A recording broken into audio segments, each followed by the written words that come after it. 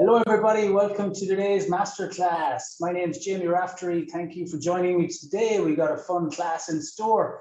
We're focusing today on Thai vegan salads. Honestly, Thai salads are some of the tastiest salads I have ever had in my life, and I'm not just saying that. They are a whole incredible taste experience of so many different flavors, colors, textures, fruits, and vegetables, and everything. So today I'm going to introduce you to how Thai salads are made, the foundation of a Thai dressing, which is very different than the French vinaigrette, which is traditionally vinegar and oil. So I'm going to explain the foundation of Thai salads and then introduce three classics. Classics then that you can take these techniques and you can make other variations depending on what ingredients are available in your area. I know you won't be able to get some of these ingredients. So I will explain some variations as well. So I'm coming to you live from Phuket here. We're in the jungles of Phuket. So I'm very lucky. We've got an incredible abundance of local seasonal ingredients here. And I'm going to do three salads today. You might be wondering what is my little tower going on here. I built this little demonstration for you to see. So we're going to focus on three ingredients today. For a one salad, we're going to do a yum samo. It's a pomelo salad. So this is the largest citrus fruit in the world. I eat probably 2 to 3 of these a week on average. And in one of these pomelo fruits, you've got your full daily dose multiplied by about 10 of vitamin C amongst many other minerals. So it's a superfood, incredibly healthy and really delicious as well, depending on what variation there is. Some can be sweet, some can be sour.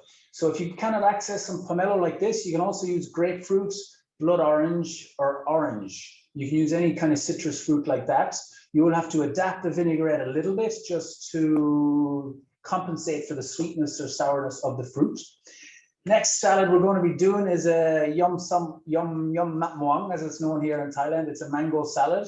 So here I've got a very bitter, sour mango, and it's a really good introduction to how Thai cuisine can make something that tastes so bitter and sour into something so delicious out of an underripe fruit.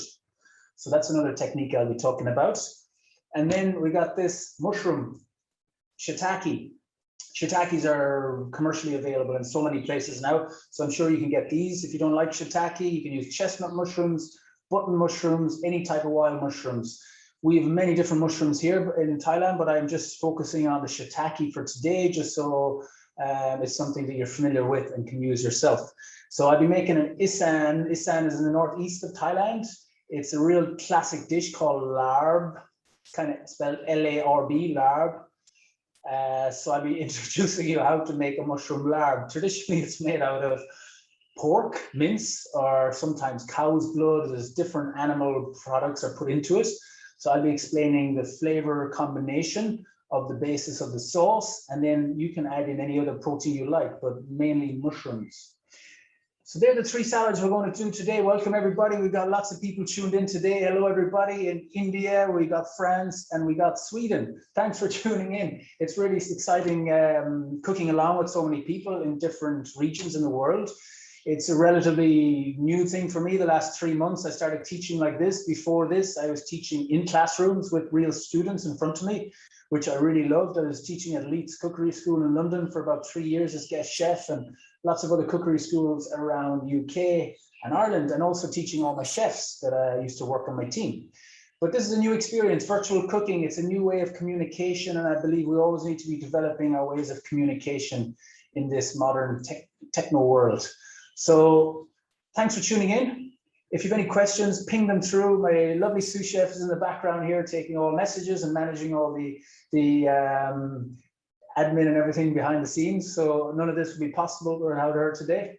And a lot of the influence as well from these recipes have come from Tara and actually going back to our mum and her grandparents. What I really love about Thai cuisine, there's so much history, so much culture. And it's a huge cuisine. Honestly, it's so big. I like the Thai restaurants around the world tend to do green curry and red curry and you know, tom yam and the Thai coconut soup and all that many classics. But there's so much. There's a huge other world of Thai cuisine when you get here to the country. So any other things to talk about? That's it. Housekeeping. At the end, we're going to do a Q&A after. So we've got a 45-minute workshop here. if things go well, if there's no power outage, it's monsoon season here, so the electricity can just cut at any time. So hopefully we'll get through an hour without any power outage. And then towards the end of the class, we'll do a live Q&A. So you can write down any little questions you have that I may not have covered in the class. So these dishes are all 100% plant-based. Essentially, Thai cuisine is not vegan, but with small little tweaks, like taking fish sauce out for soy sauce, or taking dried shrimp out or anchovy out for a fermented soybean sauce. Small little variations like these can take a classic authentic Thai dish and convert it into a 100% plant-based dish, which is really exciting. And we've developed so many recipes throughout my time here in Thailand over the last 3 years on veganizing many authentic Thai recipes. And it's very exciting for me from a chef's perspective and from a creative perspective. So we got about 15 minutes for each recipe. You'll see how quick it is and how simple it is. There's no messing around with Thai food, not too many long-winded techniques. So without further ado, we shall get started on number 1, shiitake lab. Okay, I put the pomelo salad here aside. I'll put my mango down here, the green mango. And not much cooking to do today. We got one little piece to cook, which are the mushrooms. So let me introduce the mushroom larb. Larb with an Irish accent. I must be the only Irish chef making larb. How do you say lab, Tara? Lab. Lab. It's kind of a lab with a silent R. So mushrooms, the main ingredient, okay? I'm going to cook them very shortly. On top of that, the flavor profiles, we got some lime, a little bit of brown sugar, a little bit, just to balance the acidity and sourness. We have got some soy sauce for sweetness. Traditionally, fish sauce is used. Some chili flakes, not fresh chili in this, but chili flakes. And then one of the secret ingredients in this, which is quite a signature ingredient for lab, is toasted rice. Now, I saw this the first time when I came to Thailand. I saw one of my chefs in the kitchen, and she had a big, huge frying pan on the go, and she was cooking rice in it with lime leaf and lemongrass, and I think maybe a little bit of galangal or something in it, and toasting it. It smelled incredible. First time I ever saw the technique, and what it is called toasted rice. So it's rice that's, you can see it as little kind of brown grain. It's jasmine rice that has been, or you can use sticky rice as well.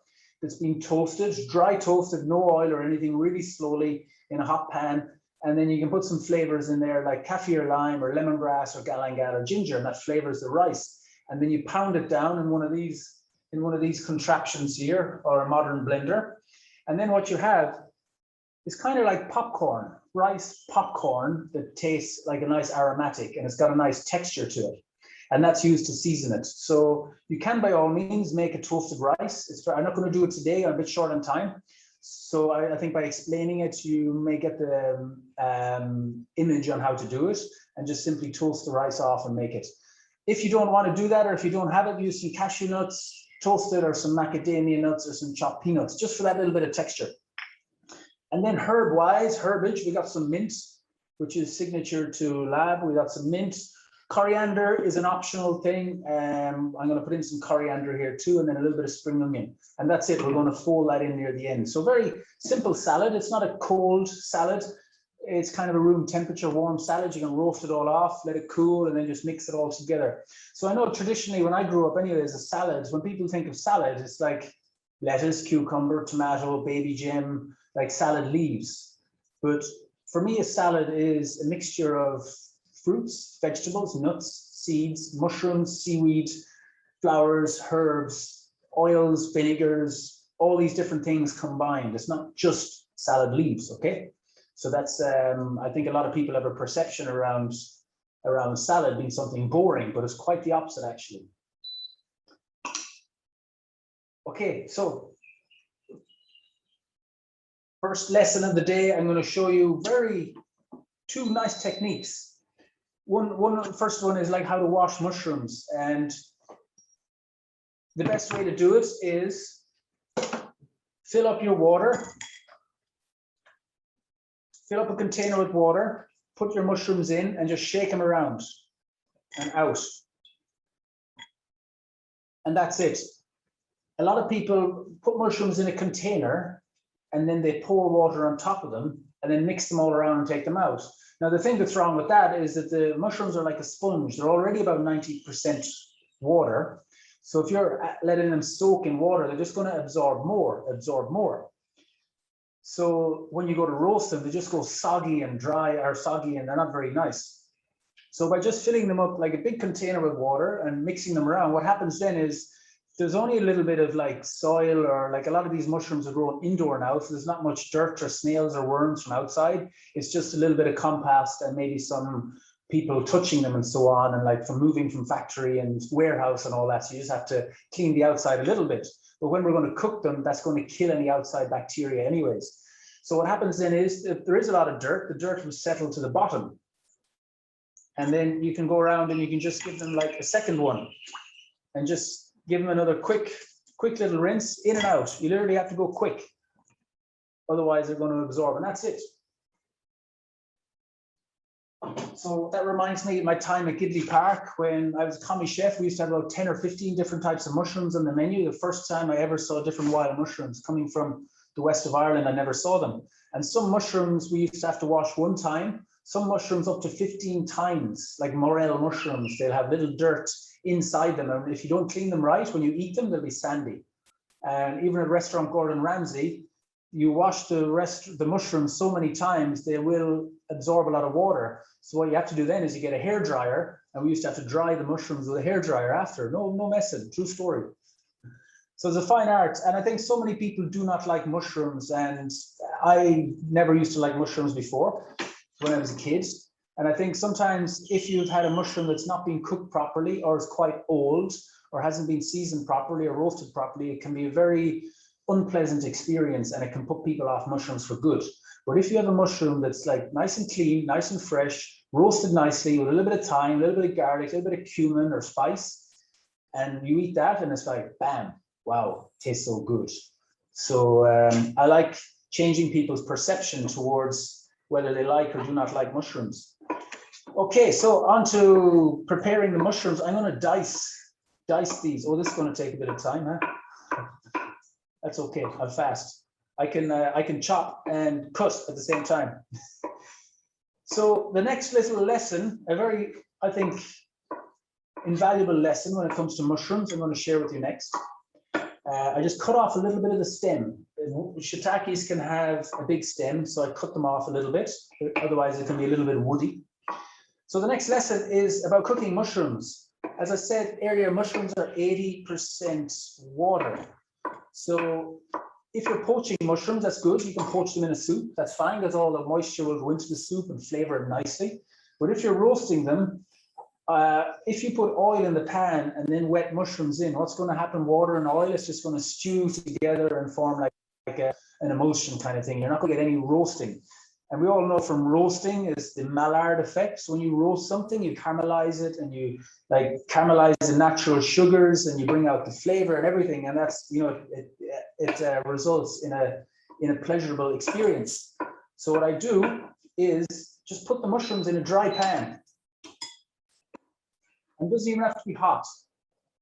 Start them off in a dry pan. And what that does is, I'm just going to go slow because I want to put all these in as well while I'm talking. I would advise you to have all the mushrooms chopped first and then put them in the pan. Or if you can keep up with me there, Sweden and Paris and wherever we all are, we can do this technique too. But what we're doing here is evaporating all the water out of the mushrooms. So by applying the heat now, we're going to evaporate all the moisture out of the mushrooms. And then I'm going to add a small splash of oil. And what that does then is it starts to caramelize, and you get a nice golden brown mushroom. And it's a big difference. Believe me, it's a huge difference between a mushroom being like ordinary to extraordinary. And these are small differences in cooking that make a big impact on the end result. So you can also slice these mushrooms. It works just as well.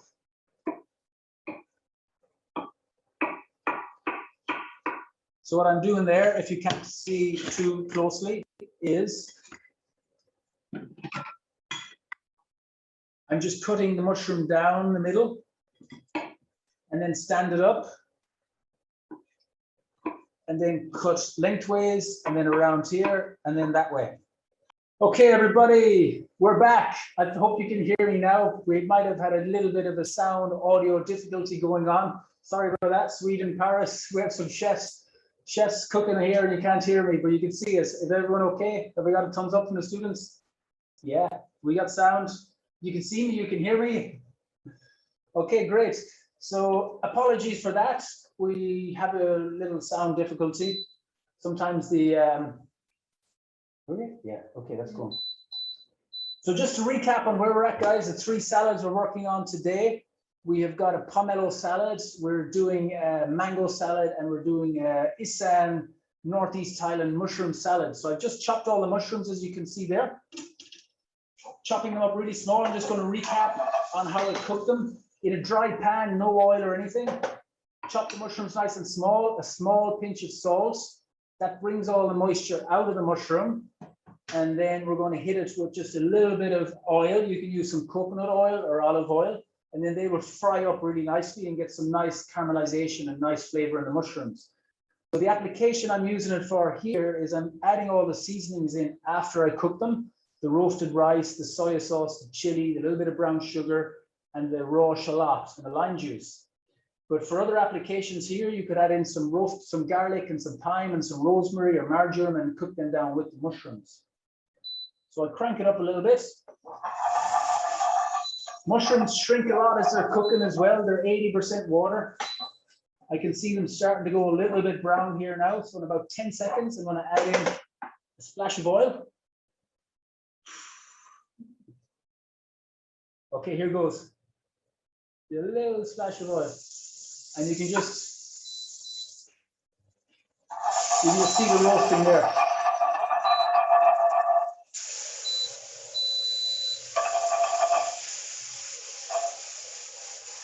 So they're caramelizing nicely. They taste beautiful, a nice roasted umami flavor. They don't need much cooking because they're cut quite small, so they don't need a lot of cooking. How's all the students doing? You all go okay, chefs? Give us a thumbs up to speed. You got the mushrooms cooked. Nice. Okay, these are fun, these live cook-alongs, trying to keep up with everybody in 3 different continents. But it's good, they're looking beautiful now. So you can see from that, they're nice golden brown. You know they're going to like taste good. There's a small pinch of salt in there. So I'm just going to let that cool, let the residual heat do its thing. It doesn't need anything else. And then what I'm going to do now is chop the mint, chop the herbs, and then mix it all together. Because I'm going to do the other recipes, I'm just going to leave it in the bowl. I'm going to mix it last thing. So raw shallot is used a lot in Thai cooking, like the small, sweet baby shallot, not the big onion. No, they're nice. They're like sweet and bitter at the same time, nice and fresh. But nobody likes a big mouthful of shallots.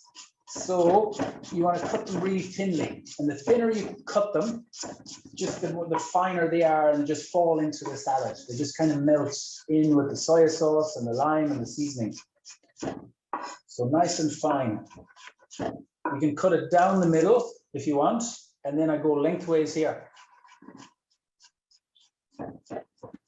Some lab recipes will roast the shallot, but I like the raw because we've already got a roasted mushroom flavor. We want the raw flavor. We have the freshness from the herbs. Then we have the sourness from the acidity from the lime, and then we have the saltiness from the soy sauce. So all around, that's a beautiful texture and flavor experience. All in there. I'm getting the thumbs up of approval from the authentic Thai chef behind the camera. So mint, I've just washed and picked the mint. Mint leaves washed and picked. And then again, just go nice and slowly. I'm just forming it into a little bundle here. And I put my hand over it. You can do it in smaller batches if you want. I might do it in smaller batches. Just kind of roll it into a little pile and then nice and small, nice and fine. Take your time. Be mindful with using a knife. It's dangerous. I put myself in the ER emergency room, I think 5 times in my career from traumatic knife impact experiences. So just take it slow. So lots of mint. Mint brings a nice freshness to the salad. Mint is used a lot. A lot of herbs are used in Thai salads, many different basils, mint, parsley, and then surprisingly enough, dill. Dill is used a lot in Thai cookery. It's something we don't associate with Thai food, but a lot of dill is used. Not so much marjoram or Thai basil or Italian basil. Not really parsley either. No parsley, but a lot of coriander, which is good because that's my favorite. What's your favorite herb? What are the students' favorite herbs there? Maybe mint. Mint. And again, there's so many types of mint. I went to a herb shop once, and there's so many different varieties of mint. We got pineapple mint, chocolate mint, peppermint, spearmint, lemon mint, Moroccan mint. I think I said that. But many different variations. And the same with basil. There's, I think, 3 different basils that are used here in Thailand, all very completely different flavors, but from the same family. Is that too much mint or is that enough? I think that's enough, huh? Oh, okay. So in there with all of our mint, and then some spring onions, or scallions as we call them back in Ireland. Nice spring onions. They're give a nice oniony kind of springy flavor to your salad. I cut them nice and fine as well. Just wash them and slice them. Everyone can hear me okay? We got good sound going on, have we? Apologies for that earlier on, for losing us. We had a power outage a couple of weeks ago. The whole electricity went out. But it's looking good. The rain has stopped. Monsoon season here in Phuket. Yeah, lovely. So we're going to have a Q&A after, everybody, ladies and gentlemen, students. So any questions you're thinking of as we go, anything that springs to mind, just ping them in now in the chat section, and then we'll run through it all later. So we can have a nice Q&A session, and we're going to taste these salads, and I hope you're ready with your salads to taste as well. Don't forget to take a picture and share. Get everyone else making them. That's enough. Okay, and chop, chop, chop. So I'm going to put in probably half of them spring onions. Keep them for later. I have a little compost bin down here. So nice, good going. So it's good to clean as you go. Always keep your bench tidy, nice and organized. A clean kitchen's a happy kitchen, nice and organized. I'm going to put a small bit of mint in here. More chopping, or coriander, small bit of coriander. I have mixed up with all the chocolate herbs. And then the mushrooms that are nice, they've cooled down to a bit room temperature. So I'll season it all together now and finish it. Get it done. We've got 2 more salads to make in 30 minutes. It's good to be under pressure. Pressure is a word that's used a lot in cooking, and rightly so, because it can be very stressful. Whether you're cooking in a restaurant for like Michelin star restaurant for high paying guests, or whether you're just cooking for friends and family at home, or just your family, it can be a lot of pressure. I know sometimes for me, I can feel more pressure when I'm cooking for friends and family because I'm sitting down and eating with them and I want it to be good. So it can be a stressful thing, and I appreciate that's why many people don't cook, because it's stressful, or they feel they're not good enough, or they're scared to cook in case they get it wrong, which is quite sad. So if you're in that position or know someone who's in that position, I urge you just to keep giving it a try, keep learning, keep progressing, because it's like anything, it's like a skill. And to avoid too much pressure or stress, it all comes in the organization, in having the recipe or your menu, having everything laid out nicely and measured, which is stage 1, the preparation. And then after then it's just the chopping and mixing and cooking, which is the fun part, and eating it. So it's very much about organization. The more organized you are, the more of a flow you'll get, the more seamless it'll become. And then also the food will taste that much better, because you're not burning anything or forgetting anything or stressed out. And the better you feel when you're cooking, I honestly believe the better the food will taste. It is true. Okay, so we shall add in the mushrooms.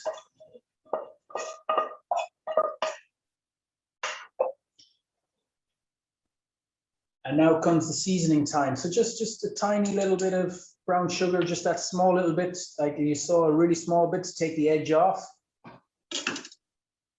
We have a couple of spoons of soy sauce.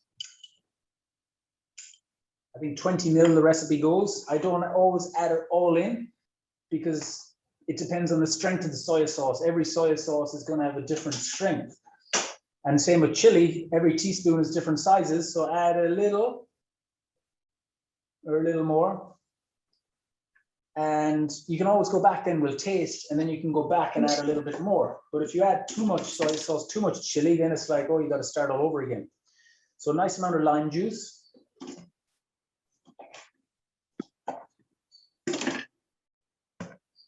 And then it's just the toasted rice to go in here then. Beautiful. And just a little bit of toasted rice seasoning. Okay, how are we doing there, students? Everybody up to speed? Any questions? Any urgent questions? No? Okay, good. And now, wow, if you just look at this, it's absolutely a sight to behold. I'm going to add a little bit more of that rice. I'm going to taste it now and then adapt it. Maybe more lime juice, more soy sauce. Oh yeah. Very good. Thanks. Thanks very much. No, Arroy, as they say in Thailand, delicious. It's salty, it's spicy, it's sour, it's fresh, it's good to go. Good. Lovely, nice aftertaste, nice and fresh. That's delicious. Okay, I'm going to serve that up. So you see how simple it is. It's so simple, look, and so delicious. You can just imagine serving that in a bowl on a dinner table, put it down in the middle for everybody to share. It can be a side dish to anything.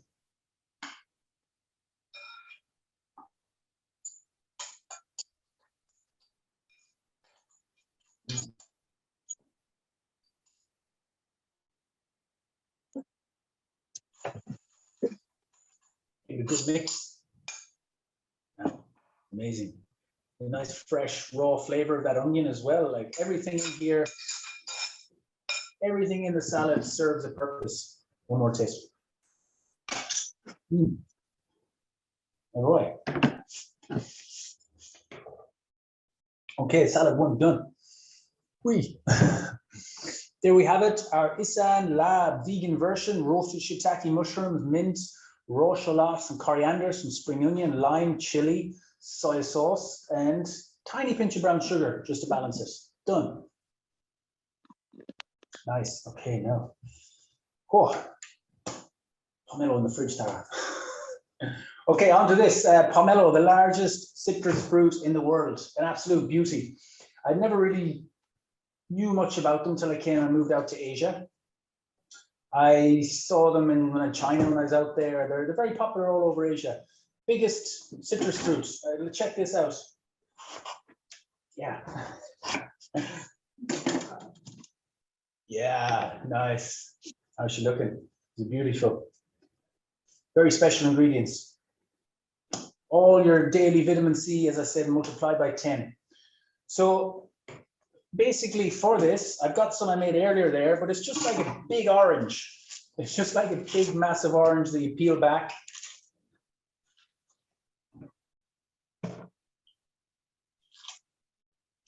Peel it all back.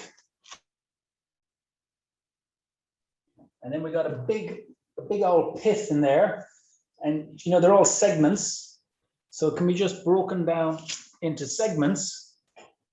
And then each segment, then we go in and you can take out the flesh. Very and good. then you get little nuggets of that pomelo. And then you just go like that. You know, you peel it down. You can use a small little knife if needs be, or you can do it by hand.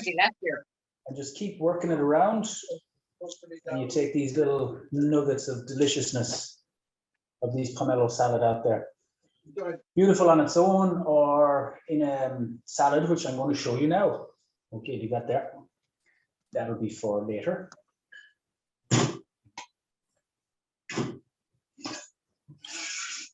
Right, pomelo salad, yum sum oh.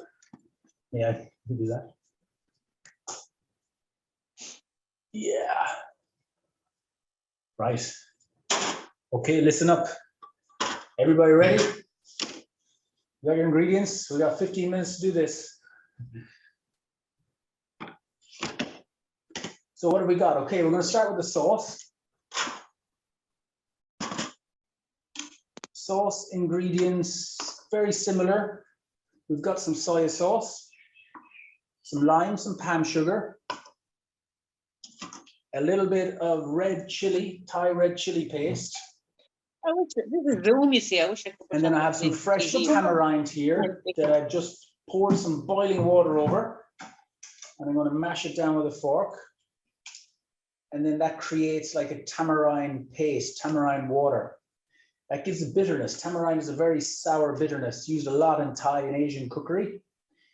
So I'm just going to let that infuse there, just break it up. Tamarind is a fruit that grows on a tree, depending on what time of the year it is. It's got a different sourness and bitterness edge. You can, I think back home, you can buy, oh, it awakens the taste buds. So back home, you can buy a tamarind paste, look for a good quality one. And then we got our coconut milk for creaminess. So that's everything for our dressing, okay, stage one. And that's secret to a good pomelo salad is a good dressing. Traditionally then, dried shrimp, anchovies, prawns, crab, all them sort of seafood products are added into pomelo salad here in Thailand for the traditional ones, but this is 100% vegan here. So that's our sauce ingredients. To garnish, we're going to use some chopped peanuts and some crispy fried onion as a garnish, give it a nice texture. And then for in the salad, some more raw shallots, a little bit of carrots. We got some coriander and then some green beans, some nice green beans. They're quite thick green beans, so I blanched them first. Most of the time they're added in raw. So we shall start with the dressing. Basically, it's all in. So this is like I can compare it to like harissa. So, you know, in Tunisia, they have a harissa paste. You probably could use a harissa paste here instead if you cannot find a good Thai chili paste. Sometimes there's dried shrimp in these pastes, so just look for good quality like red chili paste. In with that, in with the soy sauce, in with the coconut milk. I've got some palm sugar in here. Palm sugar is like the palm juice from the palm tree, reduced down and cooked down to a sugar form. It's quite a natural, as far as natural sugars can go, it's a natural product. It's been used in Thai cuisine for a long time. And then we got our lime, a bit of sourness, and we got a whisk to back it all together. Or in Thailand, sometimes they use these contraptions here for blending them. So I'm going to put a little bit of lime in here.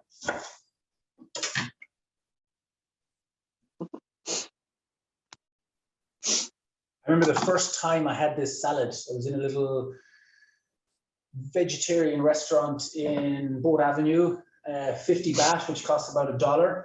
And it was a pomelo salad with some pickled mushrooms in it. And I went back to that restaurant every week for about 3-4 months until they closed. And I had that salad every single time.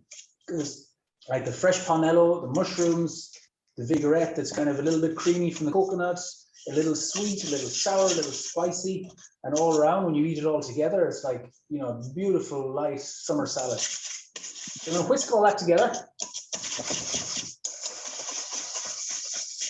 Oh. Just want to bash up the palm sugar. Get in and have a little taste. Ooh, wow. That's very good. That's got wings. I want to add in a couple of spoons of tamarind.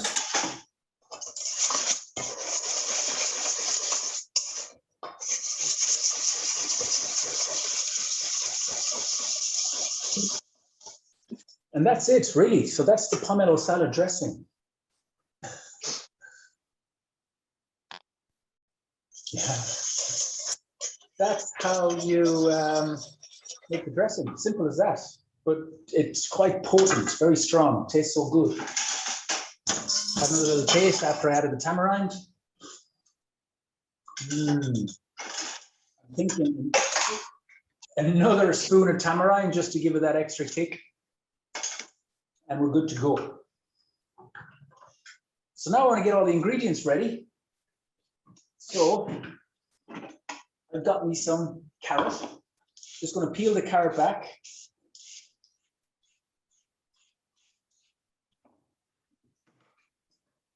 I've got some green beans, which I will slice up nice and small. So the green beans I have blanched just for like 3 minutes. They're quite tough, a little fibrous. So I just blanched them for 3 minutes. You could also use in here some asparagus. Tips would be nice.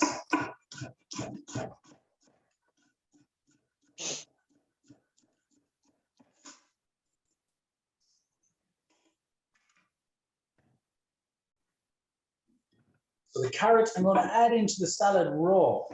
So if I'm adding it raw, it just gives that nice little crunch. A lot of Thai salads have a variation of raw and cooked ingredients in them, which from a health perspective, it's good.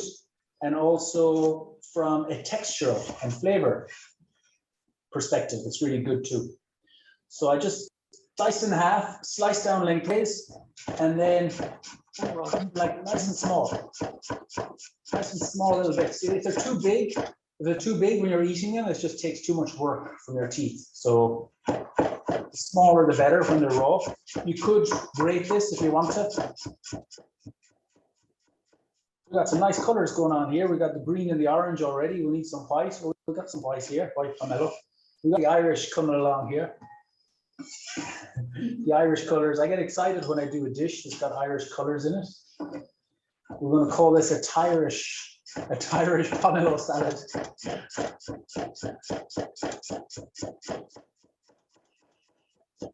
Boom, boom, boom. Okay, done.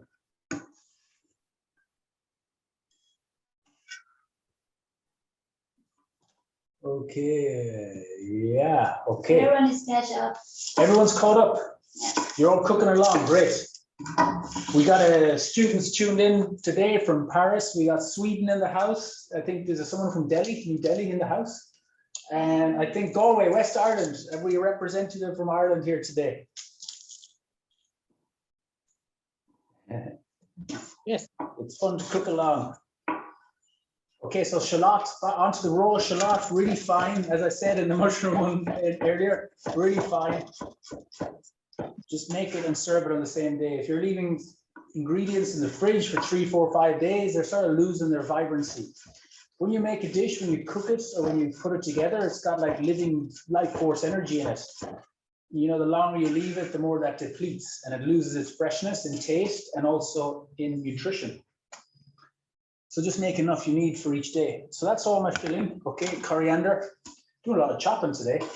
But I prefer to do this chopping while you're watching and while we're cooking along, because it's easy for me to do all the preparation before when no one is looking and then just mix it all together. But that's not going to benefit you very much. I want you to see exactly each process start to finish. And you can see if I can do it while I'm talking for 40 minutes, well, then I think it's achievable for you to reenact at home. Very, very realistic.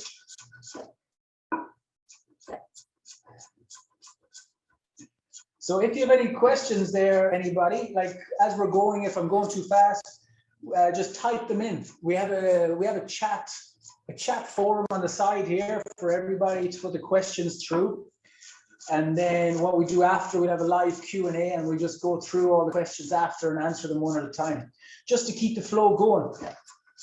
Because I think we got about 8 students in the house today. So to respect everyone's time and where we're at, we will do the Q&A session after, and then I get to have a taste of everything and chillax a little bit.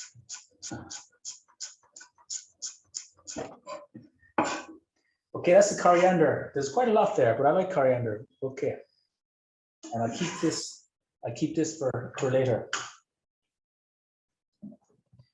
So when you're cooking as well, it's quite important for your kitchen setup. Okay, I'm just going to talk about that for 20 seconds. Your kitchen setup. Make sure it's set up in a way that it's enjoyable and easy to cook in. So have everything to hand, you know, have your spoons to hand, your frying pan, your bowls, anything you need here, glass of water or wine or beer, some music. If you're cooking on your own or with your partner, some tunes on, and everything laid out, a dry store. I worked as a private chef for 2 years, and I've seen so many dry store kitchen cupboards, and they're in such a mess. You cannot find anything. You have to crawl in underneath, and there's things in there that are 4, 5, 6, like even 10 years old. That's surprising. But have everything organized and lay out. So then when you're going to make a recipe, you have your recipe, you're looking at it, and it's easy. You get all your ingredients, you lay them out, put them all there, and then just like chop them, prep them, weigh them, cook them, and eat them and so on. So my point is just to have the kitchen nice and organized and set up nicely so there's a good workflow, so you don't have to move too much, and then it creates a nicer experience cooking. So back to the vinaigrette and have a final taste. Wow, winner.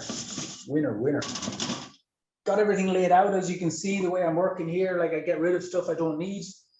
I've got a little compost bin here and another little bin here, some tools here I need. So for the pomelo, beautiful. I'm just gonna, what I spoke about earlier about the mushrooms as well, very similar process. Some people like all the pomelo broken down into very small pieces. I like big chunks because then you get the vinaigrette on the outside, and when you bite in, you get clear, clean pomelo in the middle. But it's nice to have a variation because some of the smaller bits are going to like absorb the sauce differently. So, and then if you add in some big bits, you get a nice big chunk, and it has a different kick of sourness. And here I've got 2 different pomelos. I got a pink one and I got a white one. It's kind of like how we have white and red grapefruits. They're both quite different. But when you add 2 of them to a dish, like you can just imagine the tastes going on in here from the 2 different pomelos, cut different sizes. So they all going to taste a little bit different. And then we got all the different flavors from the tamarind, from the soy sauce, from the chili, from the lime, and the tamarind. Did I say that already? And the lime, yeah. So many different flavors going on. And then we got the freshness of the herbs, the raw onion flavor, the nice texture of the carrot. And then finish that off with some crispy onion and chopped peanuts. And, you know, it's just going to taste amazing. We've done all the prep work.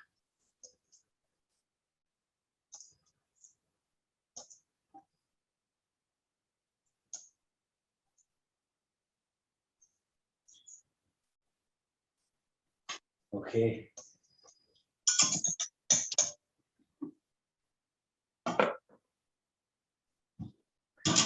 And I got a couple of spoons or chopsticks. I'll use these couple of chopsticks just to get it all around.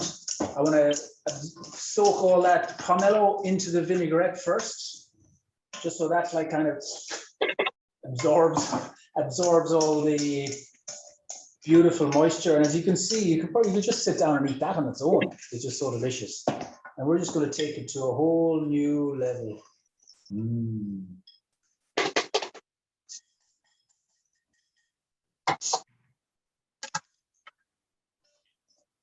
Oh, wow, amazing. The colors, when you look at something and it just looks so fresh and amazing, it's so exciting. It makes me happy. I think food is the foundation of happiness. If you have good, wholesome, delicious food every day or most days, you know, you're nourishing yourself. And the more nourished you are and the healthier you are, the better your relationships are, the better your career are, the better everything is. So I strongly recommend putting food as a priority. Oh my God. That tastes so good. Good.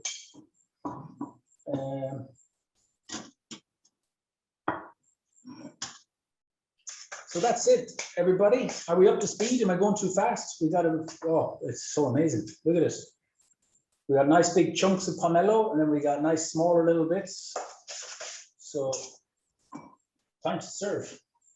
Kara's getting hungry. And I'm going to serve some on a flat plate as well.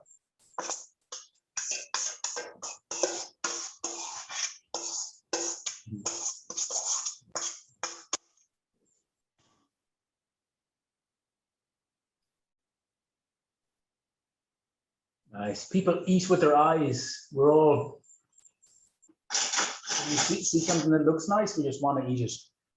Okay, so a little bit of crispy onion. Just a little. Some chopped peanut, or some roasted peanuts. You can also use cashew nuts. Cashew nuts are nice here. Cashew nuts are used a lot in Thai cuisine. Roasted, so they give that nice flavor, and also some protein as well, of course. A little bit of extra coriander. Bam. And that is it. So there we have it, ladies and gents, from this to this in about 15 minutes, 20 minutes, maybe half an hour if you have to peel this yourself. But remember, you can use some grapefruit, orange, or blood orange is coming into season now back in Europe in a few months. So you can do this, a blood orange flavored salad. So I'm going to go and wash my hands, and then I'm going to come back, and Tara's going to come in. No, okay, I'll be back. 20 seconds.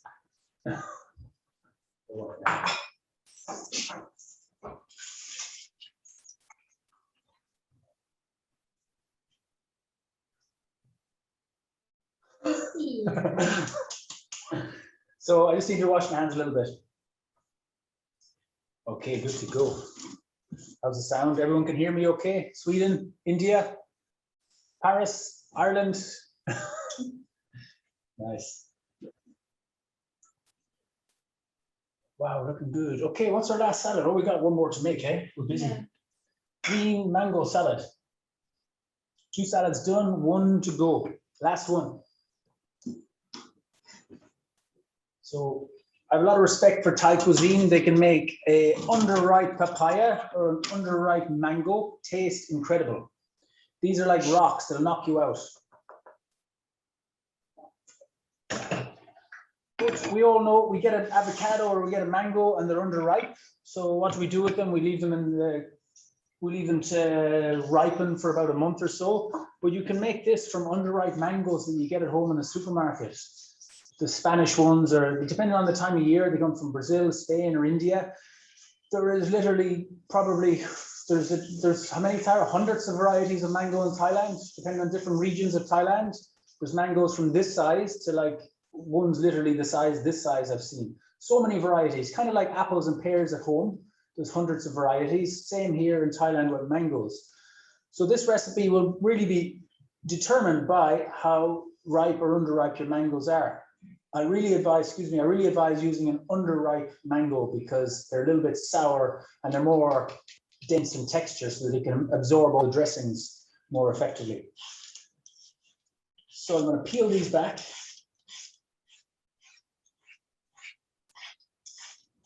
I'm going to demonstrate a couple of ways you can prepare them.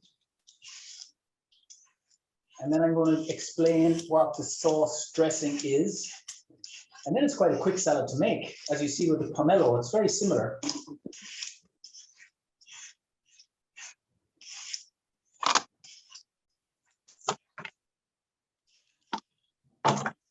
So in this salad, we're going to add in a little bit of carrot and green bean, very similar as well, actually. Very similar to the pomelo, some carrot and some green bean.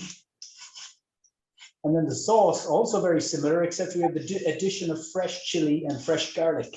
So no garlic in the pomelo salad, but in the mango salad, we have some lime, soy sauce, palm sugar, garlic, chili, and also tamarind. They're very similar, and that's kind of the basis of a Thai dressing, is all them ingredients I just mentioned there. Red wine vinegar, mustard, and a little bit of garlic, something like that. And that tends to be the basis of a French or an Italian vinaigrette. And then from there, they'll add different vinegars or different sweeteners or different oils, different herbs. So the oil and the vinegar tend to be the basis of the Mediterranean vinaigrettes, whereas the Eastern vinaigrettes, mainly in Thailand and not sure about Vietnam, it's generally lime juice, palm sugar, soy sauce or fish sauce, and then sometimes tamarind for bitterness, and then some different flavors, like whether it's garlic or chili or different herbs like that. So they're the two differences. And once you understand that basis of the Thai vinaigrette, you can then add in different vegetables and herbs and everything. So, carrots.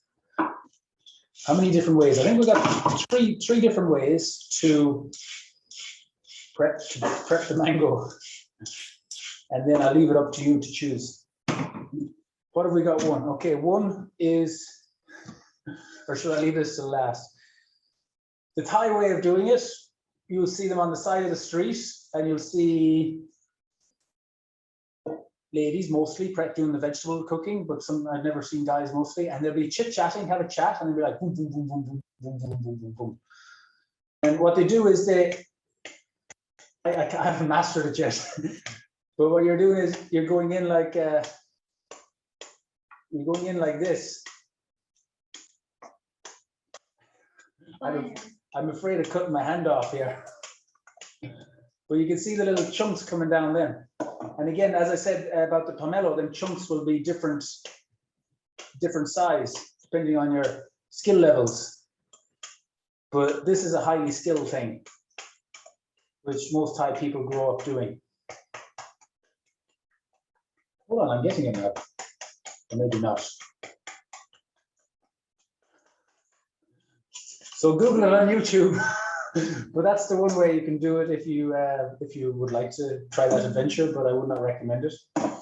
So the way I'm going to do it, another way I was taught before as well, like the traditional way we do it in the kitchen, would be cut the mango into Julienne first, into long thin strips, and then you can go back and Julienne it. That's the way my Malaysian head chef, Mr. Gina, has retaught me. And then you get some nice Juliennes like this. So that's my safe way of doing it without ending up in the hospital. And another way, I think, if you invest on one of these on Amazon for about $4 or $5, a Thai vegetable peeler, and then you can literally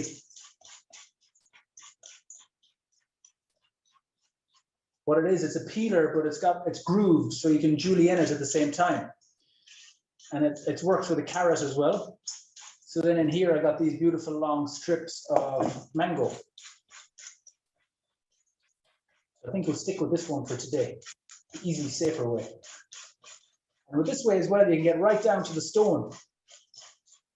Oh, and no blood.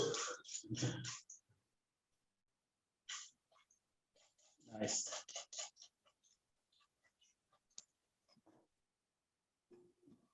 Okay, that's one. Ooh. And they also have a taste. Oh, sour. Sour is good. I bought one. Can I see the ripe one there first?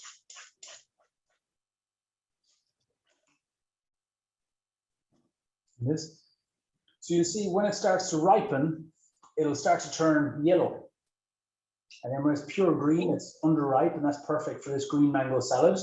But if you get the yellow one, like the ripe one, that's great for mango smoothie. So same fruit, two completely different flavors.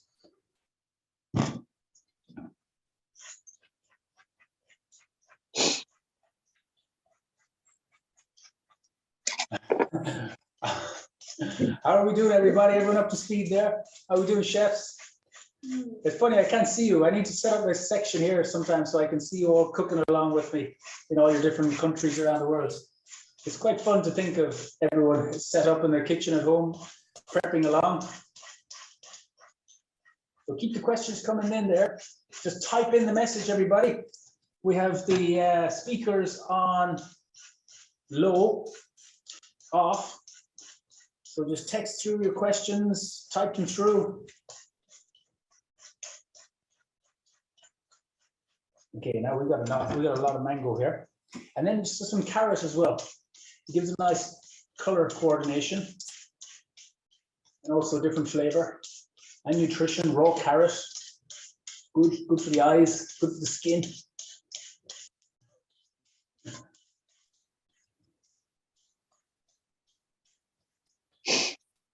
So that's the most part of the work done, really. After this, it's the hard work done. I'm going to clean down my bench. Green mango salad dressing coming up next. Students, get ready. Are you up to speed with me? You want me to slow down a bit? Everyone's up to speed? Okay, good. I'm going to chop a few green beans. These ones I'm going to leave a little bit longer.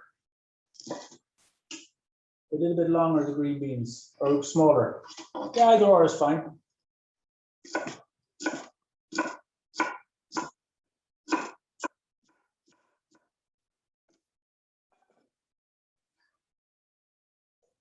These are green beans. Okay, then next we're going to add our spring onions. No coriander in this. Just some nice, fresh, washed spring onions.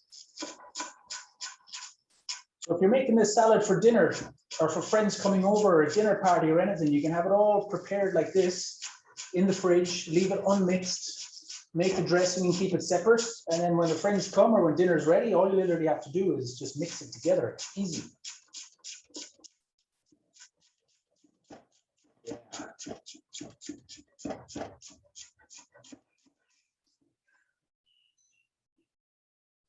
So this salad, I had a version of this as one of my first tastes of Asian cuisine. I was a 17-year-old chef in Clifton, Rockglen, and I used to be making these mango salads.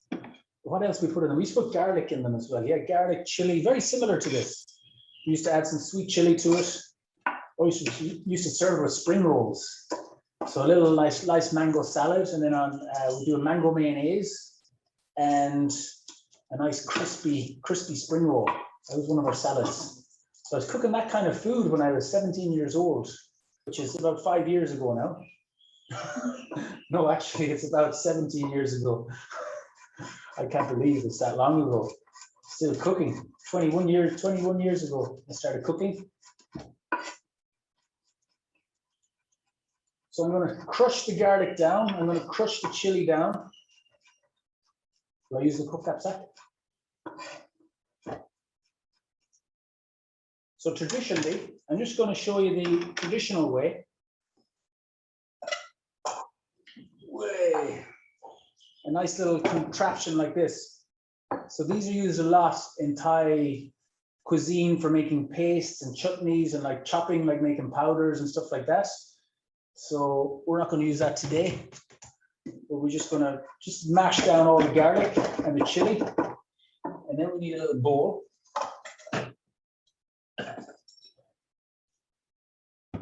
I'm going to make the dressing in here. So I'm going to put in the palm sugar. You see that okay? We got a palm sugar in with the soy sauce, in with some tamarind, like 2 tablespoons, about 15-20 milliliters.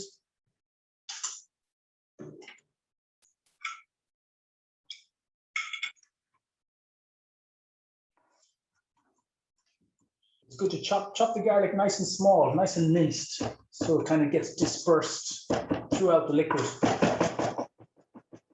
You could use a garlic crusher.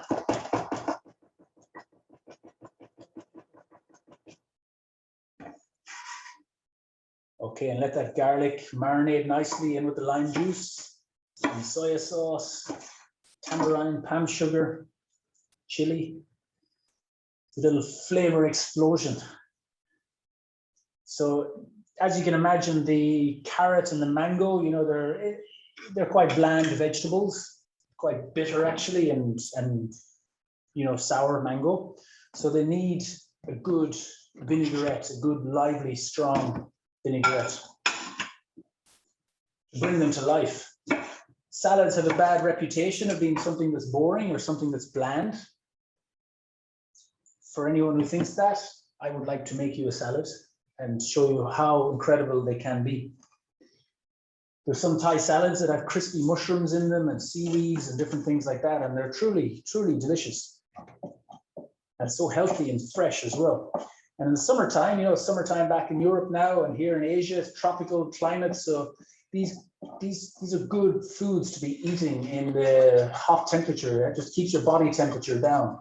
If you're eating too much spice, too much curries, too much meat and dairy and all that, you know, your body temperature is rising, and that's not good. You know, keep it cool.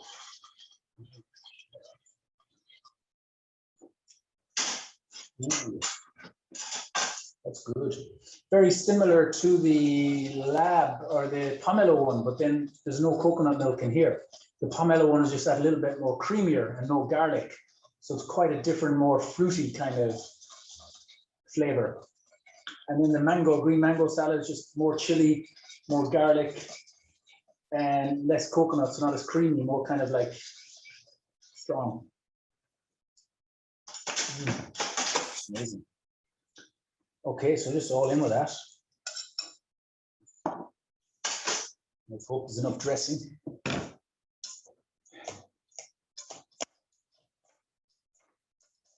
And then traditionally, this is kind of like a pomelo salad, or not a pomelo salad, a sometimes. Sometimes salads are papaya, which are mixed up with very similar ingredients. And it's all pounded down in one of these. And by pounding up the vegetables, you kind of break down the cell structure, and the dressing will penetrate the vegetable more, and you get a lot more flavor. So you want to mix it quite well. You add a pinch of salt in here. Remember, there's a lot of bland vegetables in here. So just that little extra pinch of salt just helps bring it all to life. And then just dance with it for a little while in here. Move it around nicely. Looking beautiful, as you can see. And that's it, ladies and gents. That's our 3 salads, more or less, done. Thank you. We're going to do a little recap now. I'll just tidy down my bench. We're just going to let you all finish up your dishes, get a little tidy down, huddle around, and let's have a little debrief on where we're at. A little debrief and a little Q&A. Anything you're not sure on any of the dishes, any questions, and then it's time to eat. So I just need to have a taste.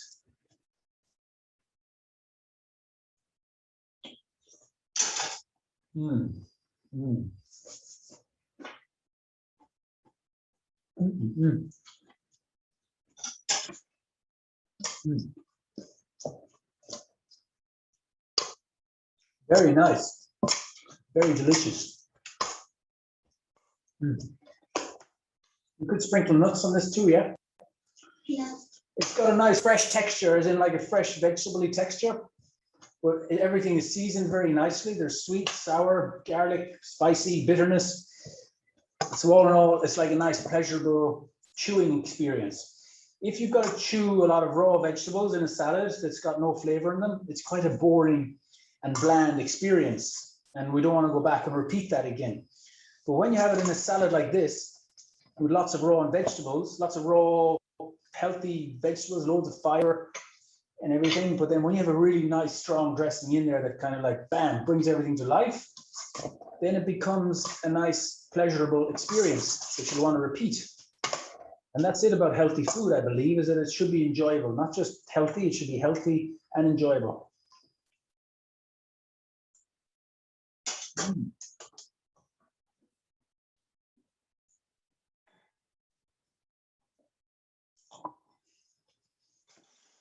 Okay, time to plate it up. Come to the pass, chef. 30 seconds to the window. Mango salad's ready, chefs.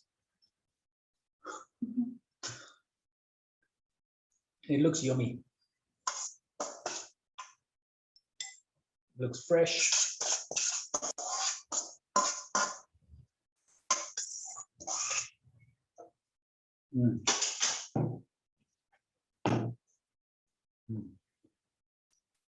So there we have it, everybody.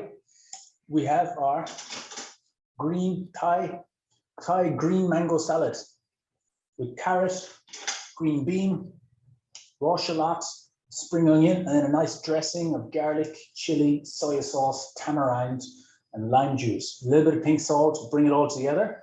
Bam, that's it. Nice and fresh, beautiful summer salad, a nice side dish to any main meal.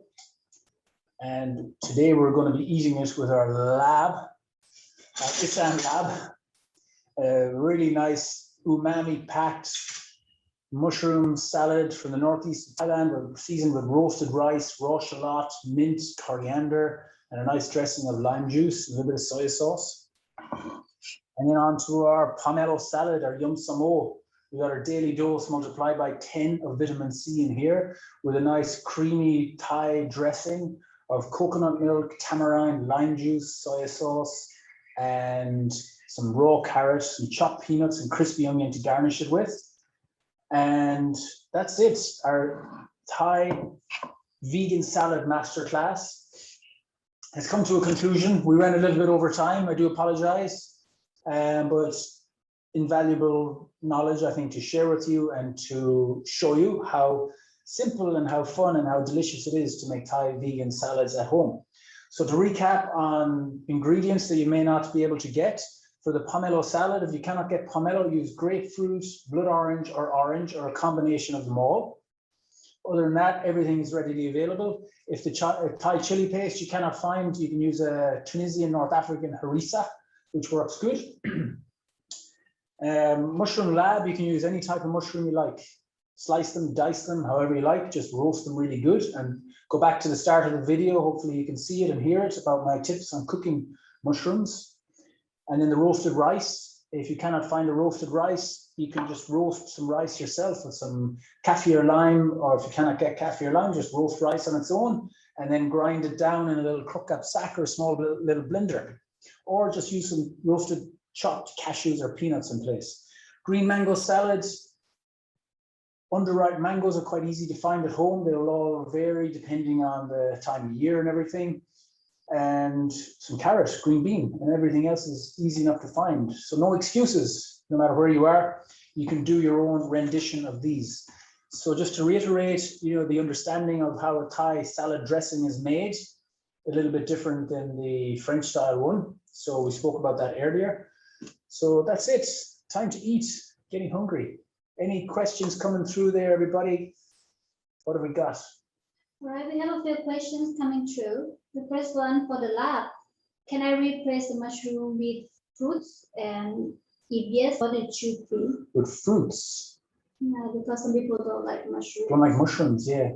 If you don't like mushrooms in lab, what could we use?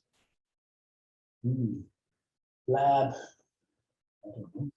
Bamboo. Bamboo. Bamboo is hard to get around the place.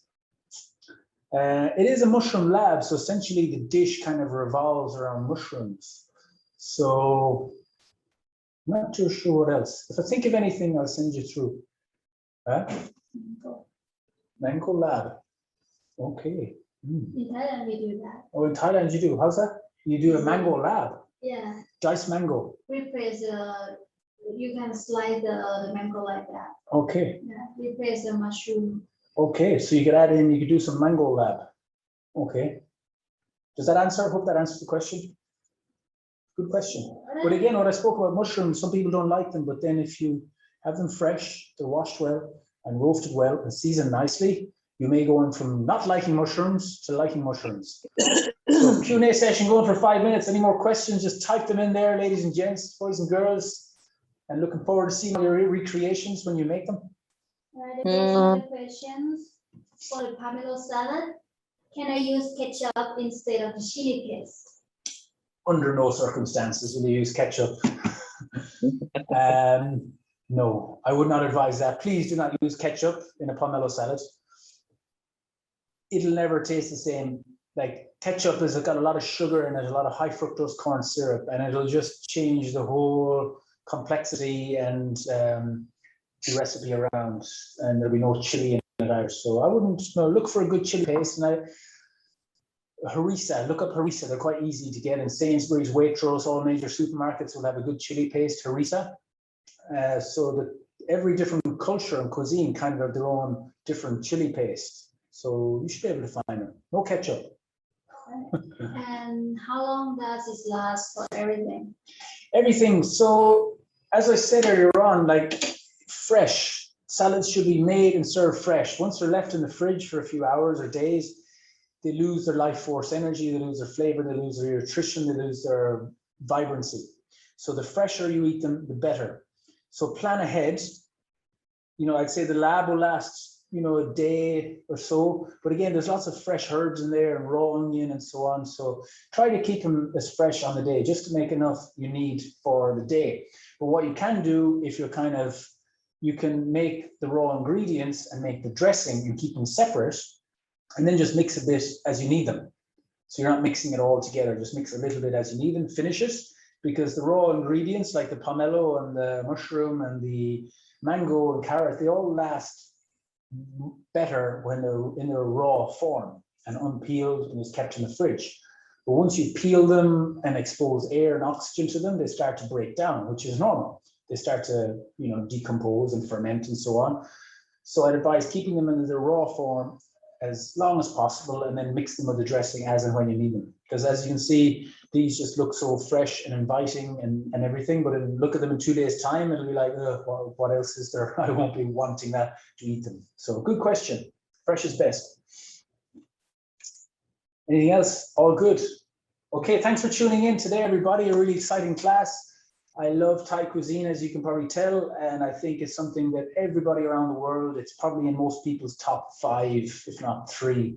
It's one of those cuisines that just, it tastes so good and so diverse and so interesting. And I think also to the heart, it's also one of the healthiest. It can be one of the healthiest when it's not laced in like sugar and oil and all that. But going back to the authentic Thai cuisine, essentially it is very healthy, a lot of natural ingredients. I see the locals here in the village where I'm from, they're out in the fields and out in the jungles, picking stuff off trees and picking barks off trees and picking herbs in the ditch as I'm driving to Macro or Tesco or to the local market as well, to the local veg market.